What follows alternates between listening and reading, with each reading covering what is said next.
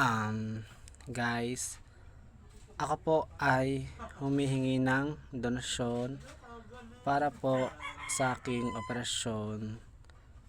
Basura lang po ang hanap buhay ng aking ama at ito po ay inborn mula po pagkabata at ari po ay meron pong black spots pataas. Nakapagpa-check up na po ako. Sabi po ni Dr. Ilagan ay congenital syndrome. So doon po ako pinapadala sa PGH para po sa operasyon.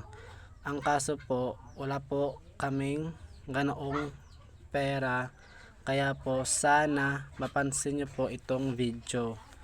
Ako po ay humihingi sa inyo ng donasyon. Ilalagay ko na lang po sa comment section